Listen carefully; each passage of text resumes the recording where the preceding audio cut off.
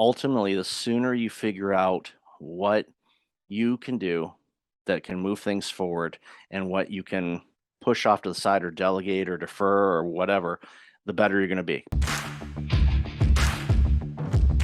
Welcome to Monday Mornings with Michelle, the new business podcast. Whether you're kicking off your day or kickstarting your business, Michelle is going to kick your ass into next week with the essential fours: strategy, systems, support, and state of mind. Now, welcome to center stage, Michelle Nedelec.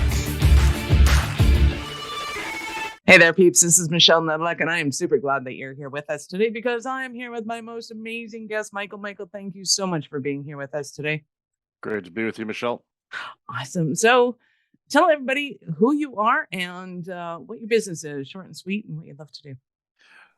I am Michael D. Levitt, and I am the founder and chief burnout officer. That title came to me in the shower, by the way, of the Breakfast Leadership Network. I work with organizations and speak around the globe on burnout prevention, the great resignation, quiet quitting, whatever the flavor of the month is when it comes to employment and stress. I'm usually talking to somebody about it. Awesome. So other than being in the shower and probably being nice and relaxed, how did you come up with burnout as a topic for people?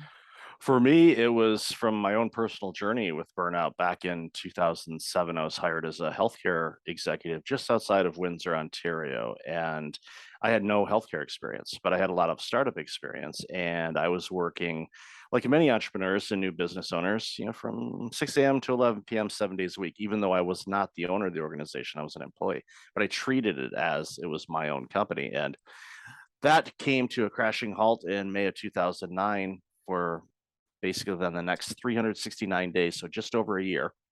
The following happened to me. I had a heart attack that should have killed me. 17 weeks later, I lost my job during the Great Recession.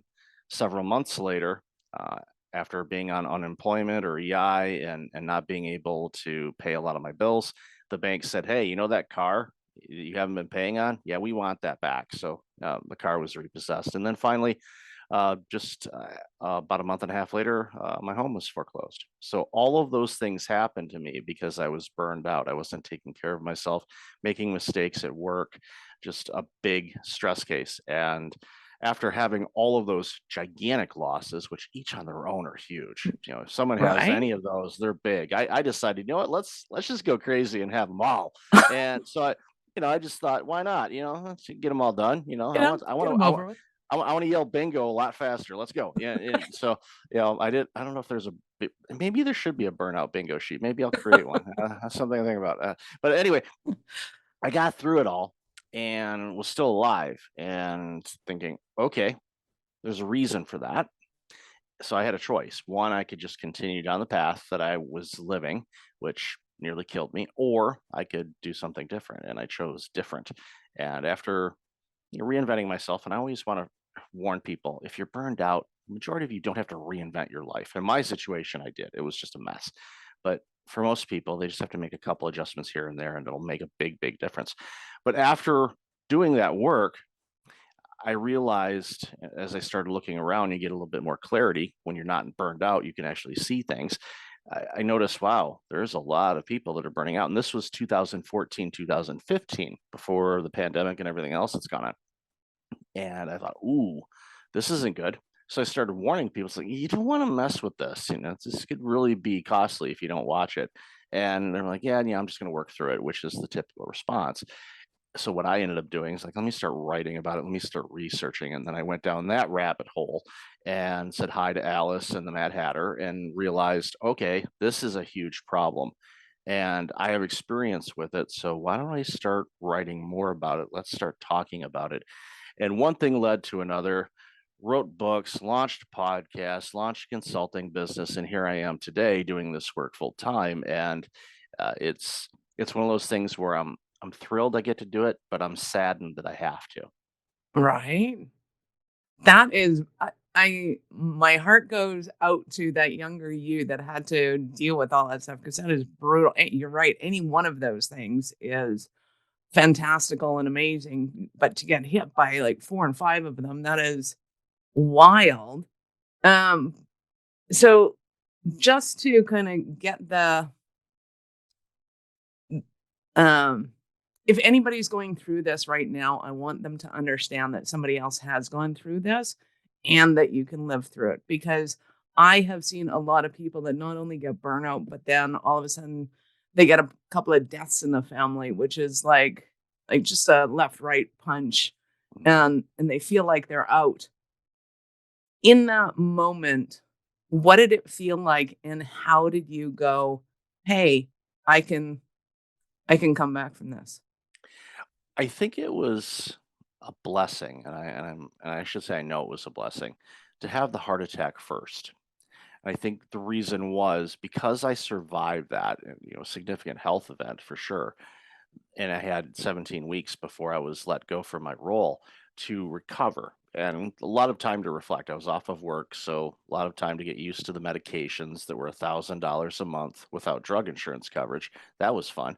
And so whenever I hear anybody saying, yeah, medication, I'm like, oh, hopefully you got some drug insurance because I know it's expensive without. But by having that happen first, when the job situation happened, while yes, devastating and understanding the circumstances that we were in, being in an area that was heavy auto sector, and of course the government had to bail out the auto sector during that time because they were filing bankruptcy, and we were big trouble in Detroit, Windsor, and other parts of the country. So I knew, okay, this is going to take a little bit longer to find something than I would normally want it to, and it did. It took a long time for me to find a new role. But after each of one of those things, I basically just got up, dusted myself off, and went, "All right, I've survived that. Okay, what do I need to do in order to make the situation better? What can I do every day?"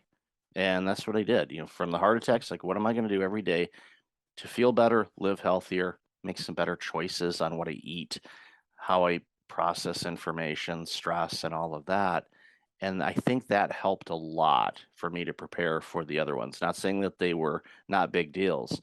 All of those things, as I said before, are devastating. Mm, Losing your job is hard because, and I say this a lot in my talks, in my personal opinion, of all the stressors out there, I think financial stress is the worst. And the reason is, even though we hate paying bills, I don't think I've ever met anybody that says, "Oh, I love paying bills," unless they work in accounts payable, and that's, their job.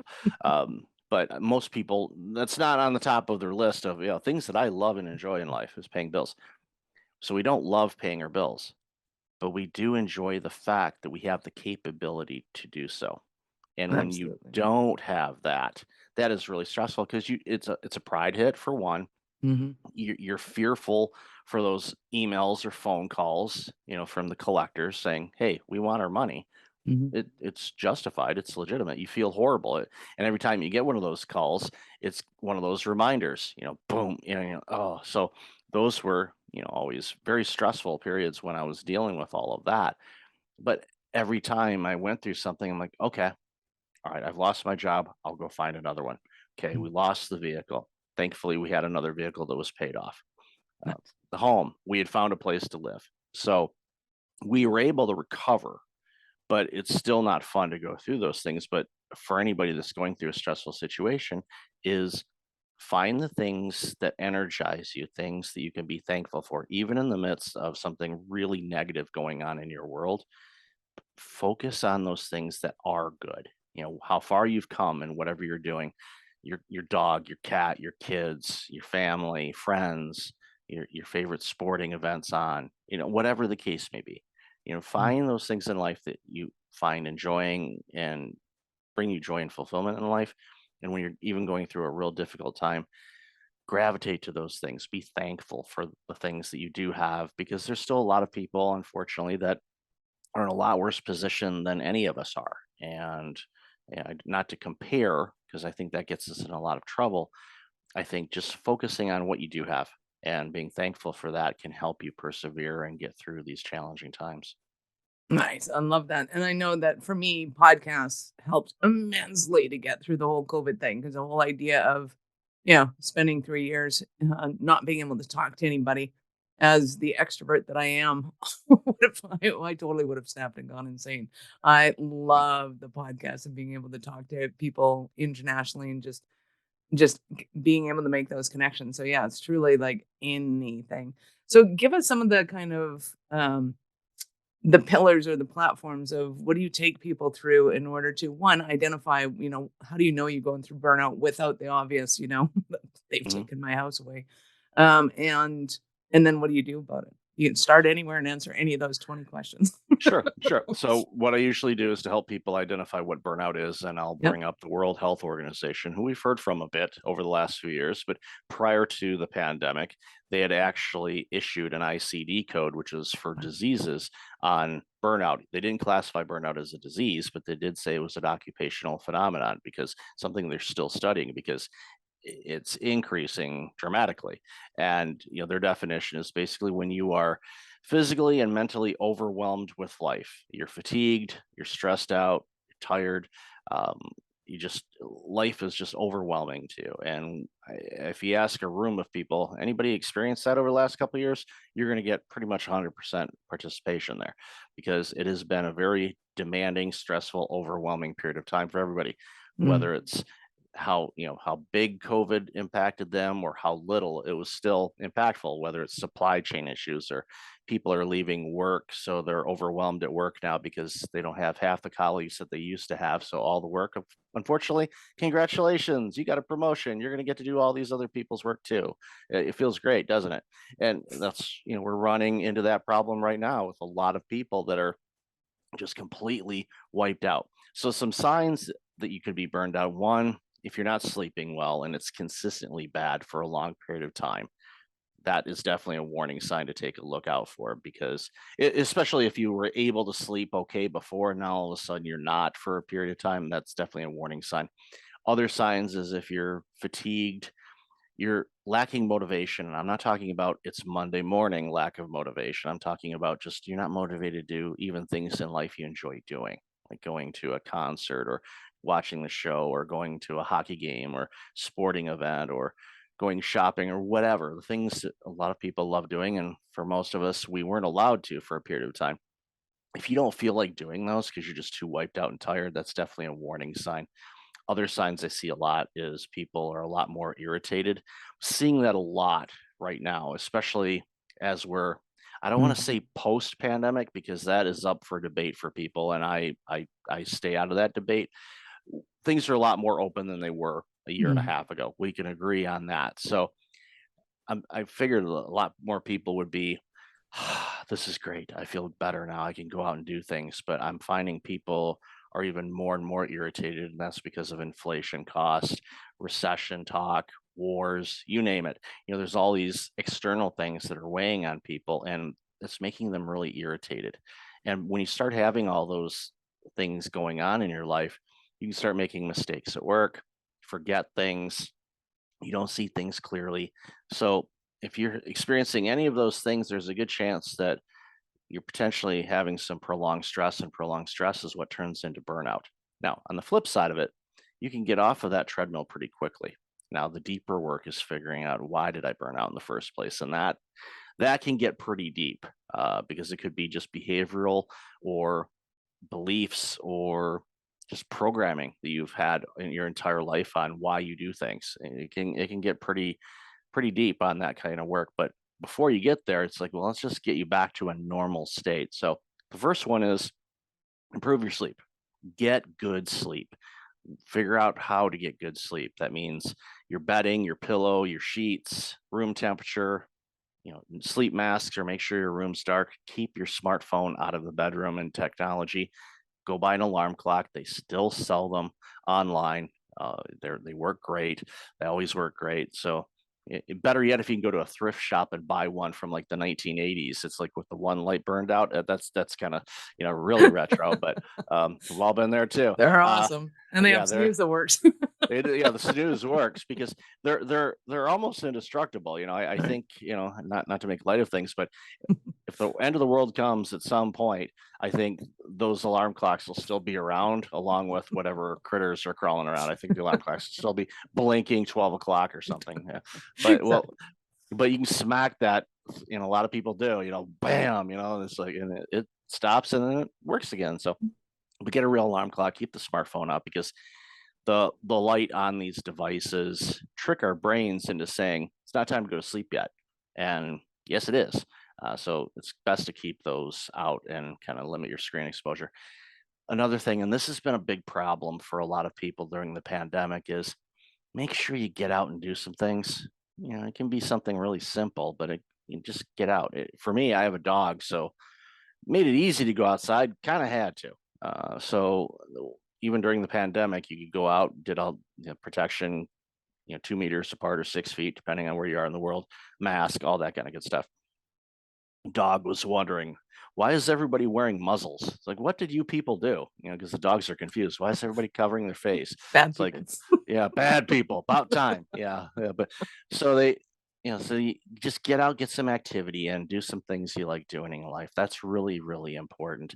Um, Food is an important thing too. I'm not going to tell you to quit eating fast food or anything like that, but find out what foods are really good for you. I had a food intolerance test done last year, and they tested me on over 250 types of foods. And I was shocked at some of the foods that I actually have an intolerance to. So what I did is I removed those or significantly limited those foods from my diet, which meant my digestive system, which likes to work at night when we try to sleep, has an easier time because it's breaking down foods that are right for your body. And everybody's different. Some people can eat fast food. It goes right through without any problems. They break it down. Great. Other people, acid reflux and all kinds of other things. So figure out what foods are right for you. Eat those foods. Your digestive system, that again works a lot at night, will have an easier time, which means your body isn't using energy to fight off those quote unquote toxins, which is kind of what they are. A food to you which is healthy for you could be bad for me, and I'd have a tough time with it and you wouldn't. So that's why I suggest people, look into that, because it helped me a lot as far as getting even better sleep. And my sleep is usually pretty good because I've done all the things with the pillow and the bedding and the room temperature. If you have a spouse or a partner and you share the room, it is statistically impossible that you will agree on the temperature of the room. Just it's not possible.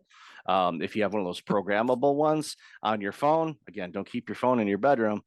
You can adjust it accordingly when your partner is asleep, and when you fall asleep, they're going to adjust it back. So it's a cat and mouse game, which is going to been going on probably since the beginning of time and will continue on no matter how technology savvy we get. But get good sleep, get some activity, eat well, and probably one of the most important things is just do things in life you enjoy doing. And when you're stressed and you're burned out, you cut those things out. I don't have time. I don't feel like it. But those are the things that bring you joy and fulfillment in life.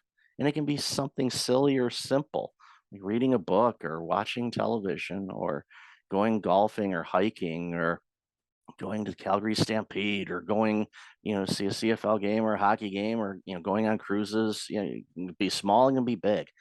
Just continue doing those things and schedule them, because if you don't schedule them, they get pushed off. And then all you're doing is working and sleeping and occasionally inhaling food. And that's no quality of life. That was the life that I was living prior to my cardiac event. And I don't ever want to even come close to living that way again. Absolutely. And I can totally appreciate that because I think COVID brought out a special something something people I was dealing with. And then nobody had boundaries anymore. It's like, oh, 12 o'clock at night, I remember to do this. So they post it and it's like, hey, can you do this? So then my phone goes bang, hey, can you do this? I'm like, no, I can't. It's 12 Mm, o'clock at night. And they're like, I didn't know. Uh, and I think it's important though, if you're at the point where you just want to scream, then mhm. scream. Like Right. absolutely freak out, scream. You don't have to do it at anybody. Just go outside and howl at the moon. Like do Mhm. the thing that you got to do, get it out, and then start getting to the point where you can articulate, like, I'm perceiving that you're asking me to do this right now, and that's not going to happen. Right. Or, whatever. Like, we can't have conversations in burnout that we would have if we weren't burnt out, but the conversations still need to be had. In fact, they need to be had more than ever. And so I think it's important to be able to kind of get rid of the stress in whatever way you can. Go slap two rocks together, until the frustration's gone, and then come back in the room and try and have the conversations. Because I just can't express how important it is to be able to have conversations. Not that you're flipping out on somebody else, but I totally get that.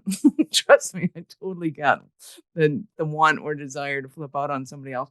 But to be able to understand that your energy doesn't belong to them, that Right. energy, give it back to Mother Nature, go hammer some nails and walls, do whatever you got to do, and then come back and start talking to people.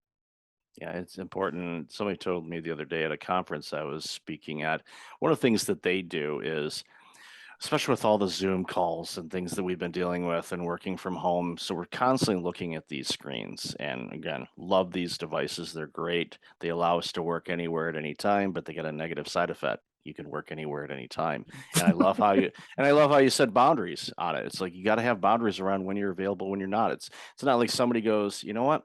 I need to pick up this thing from Walmart or wherever. So it's like 2 o'clock in the morning and Walmart closes at 11, let's say. So you're not pounding on the door. Security guard or the cleaning people that are in there, mopping up the floors are looking at you. It's like, I just need to pick up that one thing. It's like, we're closed.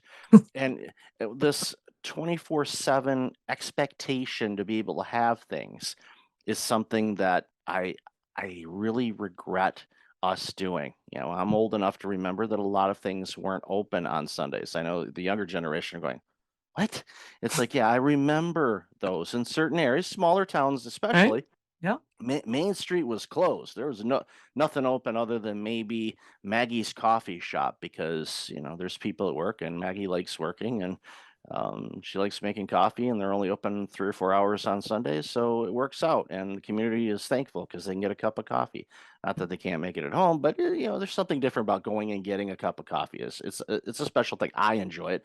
Other people may not, but ultimately, because we've got this expectation of everything's open all the time, people will send an email at 11 o'clock at night or midnight on a weeknight. Can you look at this or can you work on this or I have an addition to this? So the workaround that I have on that, and most email clients have this. So for managers and employees and anybody in between, there's usually a setting to say send later. Use that, please. And then send it during the normal operating hours that you would be in. Or in my case, and I don't remember where I borrowed this from, but I have it in my email signature. It said, I'm sending this email at a time that is convenient for me. My expectation is that you will respond to this email at a time that is convenient for you. If I need a response by a certain time, I'm going to use that rarely used app on the phone that looks like a phone handle. It's called the phone, and I'm going to call the person and say, "Yeah, I need this." I know that again, Actually, that don't that's call them? that's Wow. probably one of the least used apps on these phones is the A phone. phone. Yeah, the text messaging, WhatsApp, TikTok, all the other fun stuff. Yeah, those get used all the time. All you gotta do is look at screen time if you got an iPhone, and it'll tell you, oh yeah, you love you some TikTok. Wow, 4.5 hours a day. Whew. Are you learning anything, or is you just watching people fall on their face, which is entertaining? That is a form of self care for some. It Little is. off there, but it's in moderation, as I like telling people, moderation. Exactly. Well, and it's true too, with having an international audience now, having clientele in Europe and in Sydney. I mean, they're just doing their thing at their hours, right? So Mhm.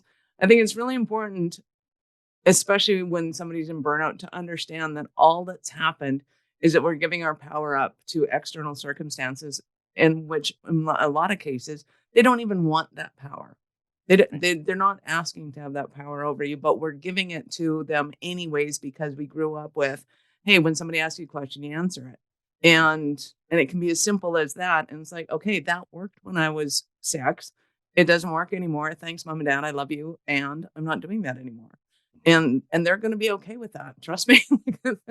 They told that to you when you were 6 because, you know, the circumstances at that time were such that that was the appropriate response, but it's not appropriate anymore. And we got to give ourselves that permission, which is when you were talking about it comes down to the deeper work. A lot of people are thinking, well, I'm an adult. I should be able to figure this out. And the problem Mhm. is, it's not your adult that's causing the problems. It's the 6-year-old, the 8-year-old inside that's still Yeah. dealing with their circumstances, thinking that their response system is universal and it's not. Exactly, and I just had a thought as you were saying that. It's like, okay, a 6-year-old Mike telling my dad, "Can we circle back on that question you just asked me about if I did something that made you really, really mad? Let's circle back on that. How's next Tuesday at 10 a.m.? I'm gonna be in school." I'm thinking to myself, I'd be in the next century, because he would have spanked me, and rightfully so, and I'm not going to get in a debate about spanking or not spanking, but I do say this publicly, so it's not a big problem. Probably should have been spanked more than I was, but statute of limitations, it's all good, so sorry, Dad, but it's all good. Oh, funny. Poor dad, but it's true. And yes, I don't think I even could have handled that as my child and went, can we just hold off on this conversation till 5?" No, we can't. Mm, But that's awesome. So yeah, circumstances are definitely different. And it's time to reconsider what's going on. mhm. So have you noticed in all of this, like, I'm assuming that once upon a time, you know, um, overwhelm and burnout was kind of sort of confined to high price CEOs and dentists and, like certain pockets of people. Does that still apply? Because I'm assuming that that pocket is like obliterated and it's kind of a universal concern now.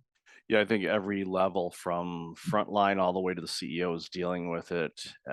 We've seen some studies. Deloitte released a study earlier this year that 7 out of 10 C-suite executives were considering leaving their roles because they were just completely overwhelmed. And I'm thinking, okay, that's 7 out of 10 leadership changes. That is detrimental, and especially with Deloitte being a gigantic global research and consulting firm. They're talking to Fortune 500 global organizations. So I'm thinking that math scares me because even there's other leaders that can take over and all of that. That transition period when anybody leaves doesn't matter if Mhm. it's frontline to the CEO and everywhere in between. When someone leaves, it can take months up to even a couple years for that person to get into the swing and gears of how the organization works, the culture. If they're a leader, they're setting the culture. So that has everybody up in arms. Like, what's this boss going to be like? What are we going to do? And it just, everybody starts panicking and freaking out. And I had a conversation earlier this week with someone that organization that they're working at is growing and looks like it still will grow, even if a pending recession truly happens or is happening, depending on what type of sector it is. But they took a phone call Mhm. for somebody that applied for a role that had similar, basically job duties as this person. And they're like, "Am I being replaced?" And the management said, "No, no, no, no. We're just we're bringing on additional people. We're going to divvy up some of the work."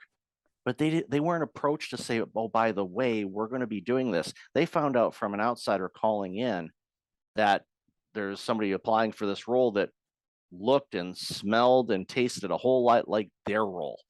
And they're like, What? and yeah, and that we see that all the time. Aw. Communication is just horrible. So that person Yep. is freaking out. I'm losing my job, which is not the case, but the management could have at least said, "Hey, as an FYI, we're bringing in some additional help too because we're growing and the workloads are too much." Mhm. That would have been a 10-second conversation. Do you have any questions? Do you want to talk about it?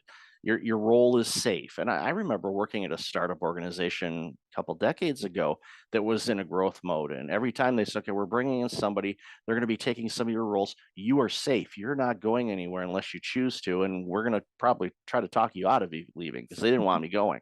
So I was like, "Okay, that's cool. I'm fine. Thank you for letting me know." It was a 10-second conversation. And Wow. unfor and you can't blame Zoom, you can't blame, "Oh, we don't see each other." That could be a text message. I mean, "Oh, by the way, can we talk?" It's literally 10 seconds. It's Your not a job is safe. your job is safe. We're Nobody minds getting that on text. yeah, it's, so same picture. They're growing, Mhm. expanding, business is good. That should make employees feel a bit safer going, "Okay, things are good. I don't have to worry about being laid off because we're growing." But Right. instead, that person was thinking, "I'm getting laid off because they're bringing in somebody to take over a bunch of my work. What am I going to do?" Right. That could have been prevented. And now you have an Absolutely. employee that feels disgruntled, Mhm. angered. They might start the quiet quitting, which we've called all kinds of different things. It's malicious compliance, mailing it in. There's been phrases on it. You basically go in, it's like, I work 8:30 to 5. Guess what? Punching in at 8:30. I am punching out at 5. I am taking my breaks. I'm taking my lunch. I'm going to just stick to the code and not venture out at all. And that Right. robs the organization of somebody that can be really productive and move things forward. It also robs that employee because Hmm. they're setting a tone of a work ethic for themselves, which if they go to a new company, they have to switch gears. And that's not as easy as many people think. If you've been used to just kind of, mailing And in or that could carry forward. So it's a slippery slope for people to play in, but they're doing it because they're stressed and overwhelmed and burned out. right. Well, and I think the numbers from Deloitte too kind of scare me too, in that if 7 of them are already at the point where they're thinking of leaving, that means the other 3 are not far back down the road. Yeah. One of them might be enthusiastic about their job, which is rather frightening. So I think that your job right now is paramount in being able to help these leaders, even because I think it's up to the leaders and the entrepreneurs, which I think is part of the hardest part of being an entrepreneur, is to ignore everything that's actually going on in reality and look towards future, because anything can change in a heartbeat. And if there's enough people focused on making it change, um, it's not the it is the intention. It's the intention and the energy that's going into something, and the activity that's going into something that can, change that ship's Yeah. trajectory at any point in time. So now we're looking at that 1 out of 10 entrepreneur going, "Hey, you need to be a visionary. You need to be able to see things that other people can't see, and you need to be able to articulate things even if it is a 10-second conversation." You got to be on on fire going, "Hey, everybody, your jobs are safe. We're hiring more people. This is going to be awesome and epic," without sounding crazy. Exactly. Standing on the desk, kind of like the Wolf The of Wolf Wall of Street. Wall Yeah, yeah, Street. that was the first I was thinking it was that, or Exactly. yeah, or I was thinking Tom Cruise in the one movie was like, "Show me the money" and screaming and all that kind of stuff. It's like whatever works for We you. got to go back to that, man. Start watching Yeah, those movies over again. exactly. Awesome. So when you're working with, let's go with the entrepreneurs and kind of the CEOs, what Mhm. does that look like for them to go, "Hey, Michael, like I need you so badly right now, but what do you need from me? What do we got to do?" Walk them through just a basically a self-discovery, and this is one of the reasons why I became certified in cognitive behavioral therapy and neuro-linguistic programming, which is a tongue twister of a word, to say the least. That's why we see NLP so much. It wasn't for me to say I'm just going to go be a therapist. That was never really any interest to me. My original career was public accounting. The last thing I wanted to do is therapy, although I certainly needed it and I have used it in the past, and I highly recommend therapy to everybody for a lot of things, but that's a side note. But what I do is I say, okay, well, explain, what you're feeling, what's your sensation right now, what's bothering you, and and then I have them basically map out, okay, what would it look like if you weren't in that situation? Mhm. What would your ideal day look like? What would your workloads look like? What would your life be like? Your personal life, your activities, and it's like get them out. And what that does is they start thinking about that and they naturally start feeling a little bit better even at that moment when they start Mhm. dreaming about, oh yeah, I want to be able to be on my boat a little bit more this summer, or I want to go on that cruise, or I want to go drive along the Pacific coast because I did that when I was a teenager and it was amazing, and I want to take a day and go do that. It's like, okay, all right, let's map those out. And it's like, all right, how do we do it? Well, I can't because I'm working too much. Okay, well now then we start looking at, okay, what is working too much? What are you actually working on? What as an entrepreneur, we know, especially in the early days, you're everything. You are the CEO to the front lines to everything in between. And the sooner you can start delegating those things, better. Yes, I know it costs money. That's the spoiler alert. It costs money to run a business. And I get it. But ultimately, the sooner you figure out what you can do that can move things forward and what you can push off to the side or delegate or defer or whatever, the better you're going to be, because there's no shortage of coaches out there and online things. You get bombarded with them emails all the time, and they're great things. I'm not saying you shouldn't, work on your branding and your marketing and your offerings and all of those things. That's great. But as entrepreneurs, we see it and it's information overload, and we say, okay, we got to do everything, Mhm. and we can't.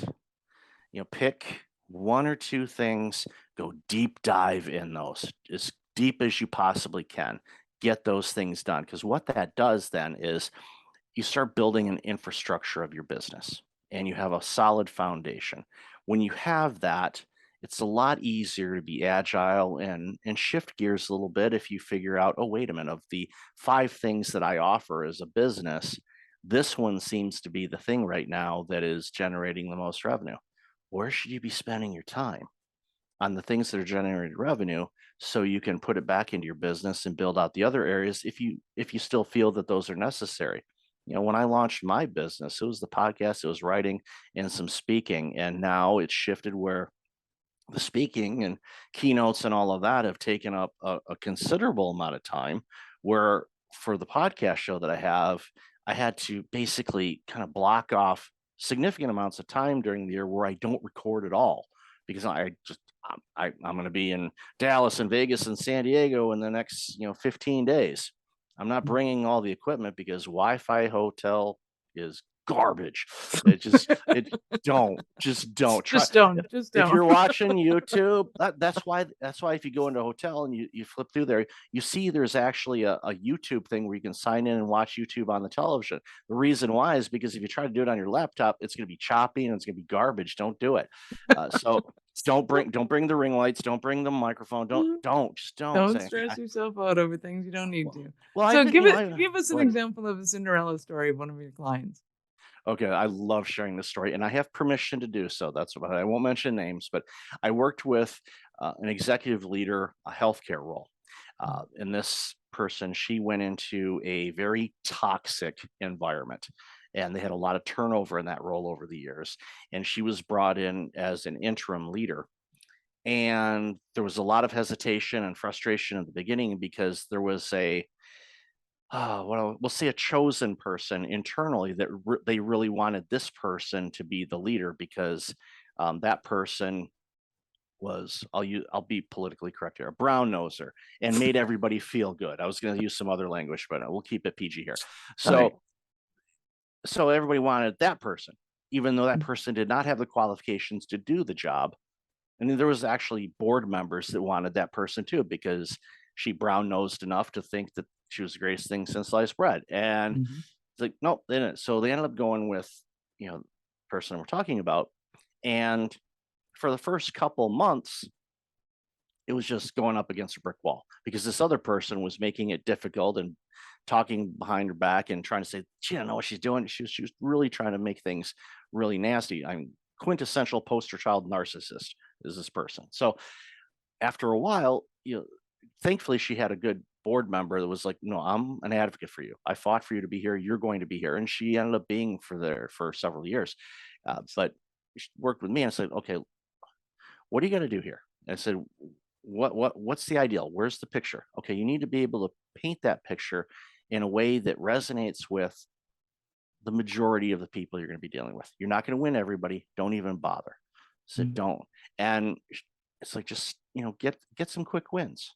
Figure if there's something you can implement right away that they've been waiting for forever and haven't been able to get, do 3 or 4 of those things. All of a sudden, in their eyes, they're going to look at you as a change maker for the good, and they're going to make their lives easier, and give them a voice. Let them set up some committees, because we all love committee meetings. Don't get me started on meetings, but that's, like the participation award. Should have been an email. We all have walls of those somewhere. But yes. end of the day, with her, she was able to get the buy-in, and the workload started getting less stressful and all of that. But the key thing was, and I didn't know about this, was about 9 months later, I just checked in, like, how are you? Because I was only working with her for a little bit, and I said, okay, so how things are going? She says, great. And then she shared a story. Said her husband and her, for years, have been trying to start a family, and she wasn't able to. Why? Because she was in some really stressful roles, and it was having an impact on her body, ability to be able to produce Conceive. a child. Yeah, Yep. conceive. Because the stress had been released, she felt confident, she felt safe, and that's a big thing. People need to feel safe in their workplace, especially with the Mhm. world going sideways. If they feel safe, they're going to produce. So Nice. she felt relaxed and safe enough where she was expecting and had a beautiful baby boy who's not a baby now. And she sent me pictures of the baby and all that kind of stuff. So when I'm talking about this story and things like that, one of the things I used to say, and I'll still say it from time to time, depending on the audience, is if you work with me, you could get pregnant. And then I go, wait, that didn't Wait, that wait. wait, no, that didn't no. Let me rephrase that. Your interpretation of what I said is different than what I meant. I say it tongue in cheek, and I say, no, no, no, that, no, no, no, no, no, no, no, not Harvey Weinstein here, no, So, but it was a real quick story. When I was having my heart attack, I was at the medical clinic where I worked at, and they did uh, basically they hooked me up to an EKG machine at work. So I go in the procedure room, and my doctor, nurse, and a couple other people, all employees, of course, are in there, and they start cracking sexual harassment jokes because their boss is taking his clothes off at work in front of them all. And I'll never forget that. Was red as a tomato. I'm like, really? Come on. And they just would not let up, not knowing that I was in the midst of a cardiac event. But they had fun with it. But then they realized, ooh, wait, maybe we shouldn't have done that. Did the jokes give you a heart Oh, attack? No, no, no, no, no, no, no. It was oh, bad living did it, but it was still comical. But ad libbing. yeah, exactly. Yeah, it's like just making light of a scary situation. That's how Right. I looked at it, but it was still kind of entertaining. But so that's one of those stories, and I've got others where organizations that turn around. I get notes all the time. Yeah, we did this as a team, and boy, that's really improved things, and morale's good, and our turnover is reduced. And like, good. That's Love it. that I I love that. Why? Because you and I as consumers, when organizations are healthy and employees feel safe, they are productive. If they're productive and they feel well, they are creating better products and services that you and I consume. So, as a society, we should want burnout to be eradicated as best as possible in the workplace because it's robbing us of quality goods and services. And with everything that's been going on for the last couple of years, I am concerned about what mm, products are going to look like and services and everything else. I think it could be really problematic unless we get ahead of it. So that's the work that I do and why I'm doing it. nice. So it's time to get ahead of it. So for those leaders who are listening, I know that they're going to want more from you. How did they start their journey with you? Best way is go to breakfastleadership.com. There's a contact info page thing down at the bottom, or you can send me a direct email at Michael, Michael, at breakfastleadership.com. And more than happy to have a conversation with you and just to find out what's going on. And, many times I'll have a chat, a 30-minute chat, and give some people a couple things to do, and off they go. And then they're fine, and they're able to make a couple adjustments. Like I said before, couple tweaks here and there can make a huge, huge difference in how you feel and everything that goes on in your life. You shouldn't, most cases, have to do a deep reinvention. If you do, then we can go down that road. But for the most, it's a couple adjustments here and there make such a big difference. Nice. Now, I'm assuming it didn't take you a heart attack to discover that you're special kind of crazy enough to become an entrepreneur. But at what point did Yeah. you know that you were that special kind of crazy? The special kind of crazy came to me, it was, right after I launched the business because I was still in another business or still working a little bit. And when I realized how big this issue was, and I thought, okay, I can do something about this, which means Nice. I'm going to have to walk away from a quote unquote safe thing and go out Mhm. and be crazy and be bold and basically you could trade the 9 to 5 for a 9 to midnight. I'm like, wait a minute, I did that before, and what did that do? So for me, it was you had to, in software companies, a lot of times people will use their own software that they sell to their clients. They Mhm. call it eating your own dog food is one Mhm. phrase that IT people will use. And I had to make sure that I was eating my own dog food going, okay, I'm telling people to not do all this. That means me too, because it might my agent tells me it's not good for the burnout guy to burn out. So No.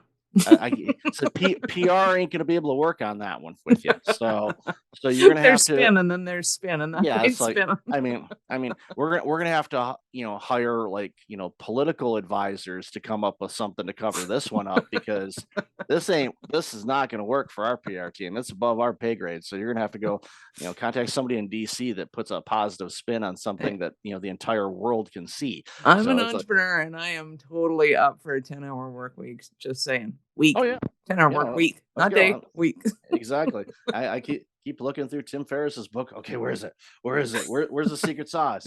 And I read it again, not the Tool of Titans. I mean, that book's like this big. So that's a lifetime adventure type of book. It's like, Tim, break it up into like little chapter books and sell them for like $5 each, man. You'll make more money than you already have, and easier doses for people. But Love it.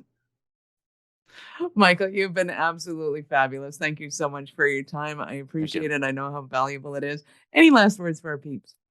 just focus on getting sleep and doing things in life you enjoy doing, even if you're working a lot of hours and a lot of work. Yeah, the work's always going to be there, and in a weird sort of way, that's actually good that the work is never done. That means you've got something to do. If you didn't have any work, you would be on unemployment, and you don't want that. So focus on getting rest, doing some things in life you enjoy doing, so that way you have the energy to do great work. And that's something that we all strive to do. We want to be great at what we do. So figure out how it works for you to be great, and do it. Love it. Speaking of things we love to do, I am quite certain that we're going to have Michael on the Little Blue Pill. So check out our episodes of the Little Blue Pill for those days that you're not driving the kids to their soccer games, and you can actually listen to some other podcasts that are fun and entertaining. Awesome. Peeps, this is Michelle Nedlick. Thank you for being here with us today. Be sure to subscribe to the show and join our Facebook group, Business Ownership Secrets to Scaling. We love connecting with you and helping you grow. Thank you for listening to our show. I'm all about being a resource center for entrepreneurs to give them the information and the support that they need to make it in business. As such, the notes for this show can be found at our website at awarenessstrategies.com/blog. Be sure to subscribe, give us a rating. I like 5 stars personally, and share with your friends.